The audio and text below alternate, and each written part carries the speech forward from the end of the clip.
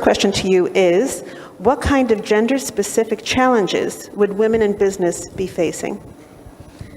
Thank you, Rena. Thank you for a wonderful introduction. And it's my great honor and pleasure to be here today with you guys and share also my insights and all of us sharing our insights in women in leadership and women in business. So what are some of the gender-specific challenges? It's a big topic these days, and it becomes even bigger about this gender equality or gender parity or equal representation of men and women. Well, the truth is that we are different. And as Ren already started, big difference comes to women with their social roles. Okay?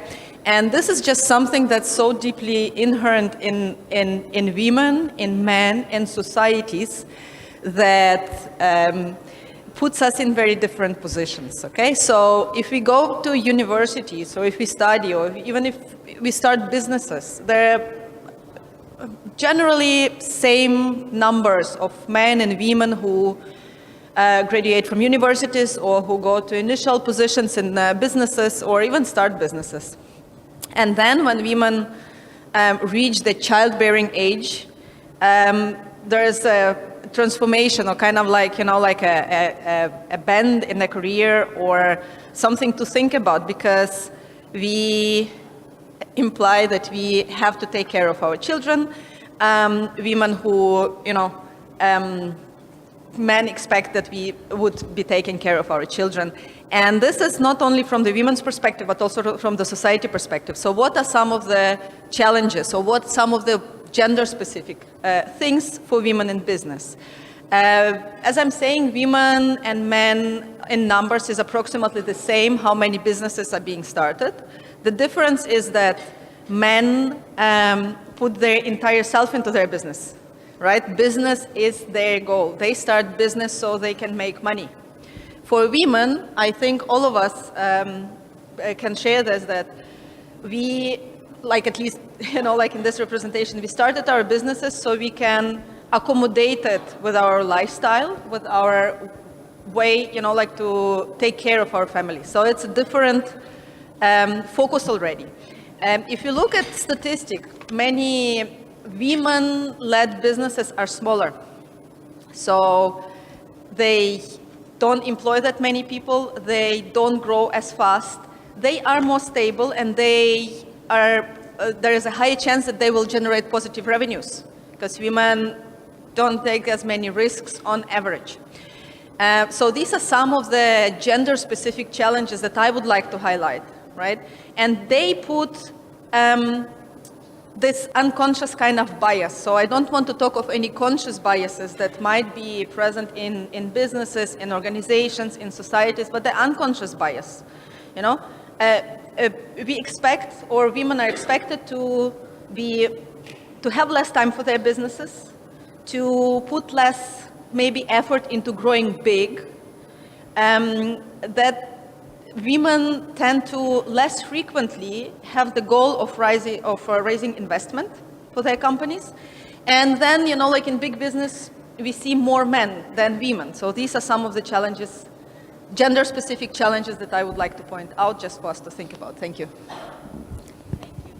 As a business coach, I wanted to know what, in your opinion, would help women become more successful in the world? Yes, thank you. So very good contribution by Simona, and I would like to ask you guys whether any of that was surprising to you. Probably not. Women are equally good contributors to successful businesses, to successful organizational cultures, as equally as men. We do not have to discard men. Like there are also very strong men-like qualities, like decision-making, like strategic thinking, like risk-taking, like assertiveness, ambition, and when they are enhanced by these wonderful women-like qualities, then when we have the full potential. So I'm a business coach, that's where I work as a business coach, as a team coach, that's what I work on the organizational level. So I guess none of that was surprising. So where's the challenge? How come we still have so much more men in leadership positions than women? So as a business coach and the individual level that engage a lot with women entrepreneurs and women leaders, I would like to share with you some of the things that I work with those women. And like organizational level, I help organizations to create more inclusive cultures. And on the individual level, so how do we help empower women? Empowerment comes from within. Empower. We have already the power. So what I work as a coach, as a business coach, to help women to find that power. So one thing that women, given this unconscious bias and given this role and the expectation in the society, many women are carrying limiting beliefs, right? So the first thing to that transformation is helping women realize that whatever they put, whatever, we can achieve anything we want with the right mindset and with the right skills. And thank you to the previous speaker, Dorette, where there's one thing that she said, really, really good thing, that you shift your mind from what you cannot control to what you can control and control that or influence that. Well, as a business coach, there is another aspect to help you differentiate between what you cannot control and what you can control. And with, questioning your limiting beliefs, questioning things that you think you cannot control, you realize how much more power you have and how much more you can achieve with the things that you thought you cannot control, but actually you can control and influence and transform. So these limiting beliefs is a big thing to help women to realize that they are not bound to their family, bound roles. They are not limited by the organization to whether they are, that they can go for more if that's their preferences. And again, being very in touch with your own preferences.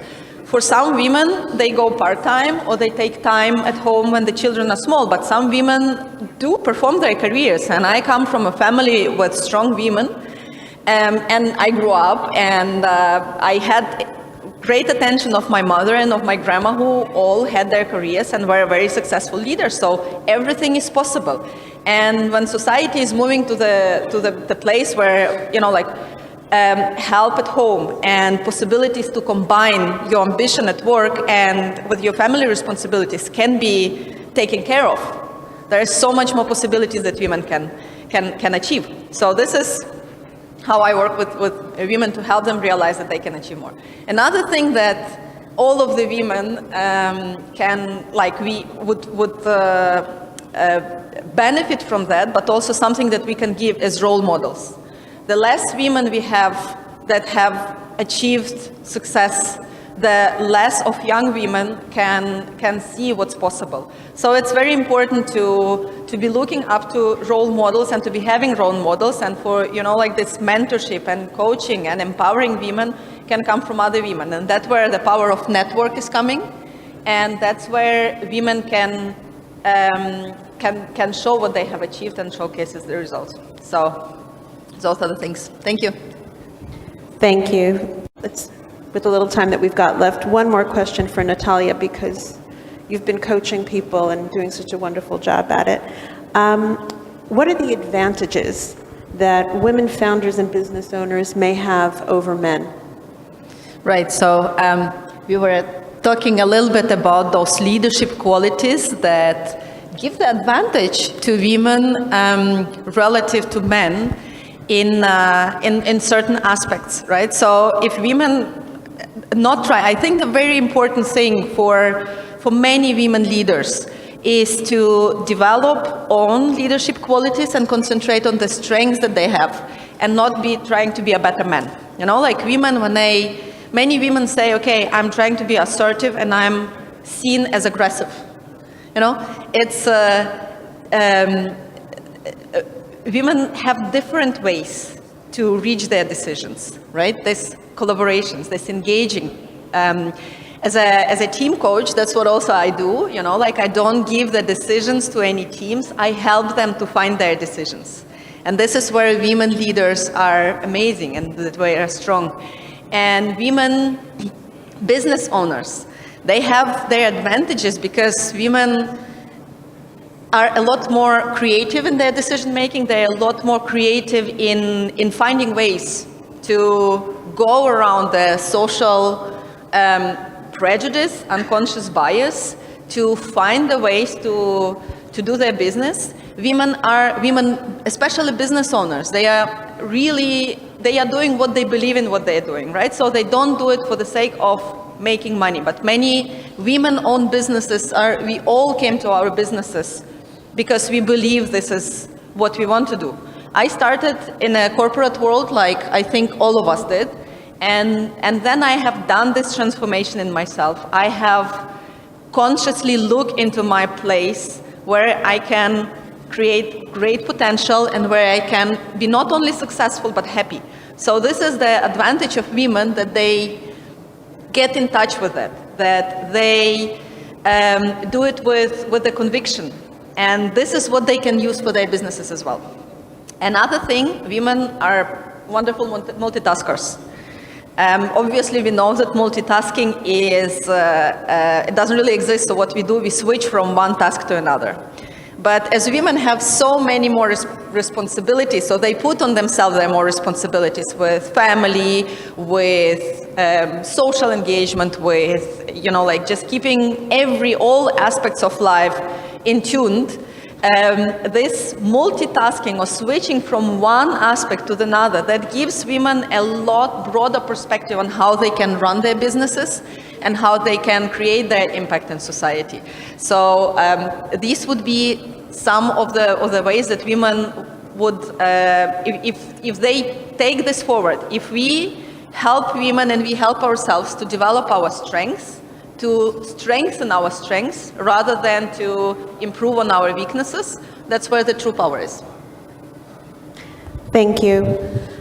That was a great message, and the importance of women as the nurturers and also leaders. And our influence, I think, starts from our home and then emanates outwards to the world. Sure. Just one little small contribution. So what I truly believe, that self-awareness and knowing what is important to you is the most important thing. So if it's a nurturer, it's a nurturer.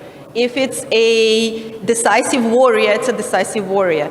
If it's a CEO, it's a CEO, right? Not because of someone is imposing that role to you, but just because it's your role that you believe in. Thank you. Absolutely, agreed. Now we've what's happening. Are able to help and motivate us to take that step that sometimes we're scared to take. So that's important, and just wanted to add that.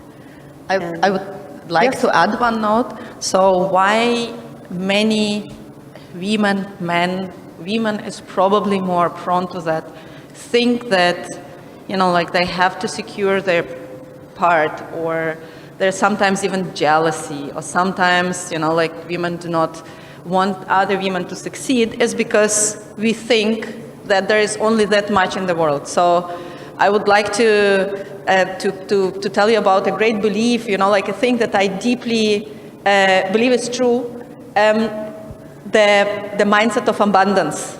There is enough out there. There are enough opportunities. There are enough for everyone. There is enough. We do not have to secure whatever we have. We can expand it. The entire metaverse, was it called metaverse?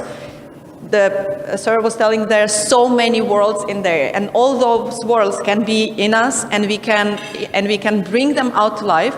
And the first idea is seldom the best. But the more ideas you have, the more probability that you can come up with a breakthrough ideas, and creativity, imagination, and possibilities are not limited. Okay, agreed.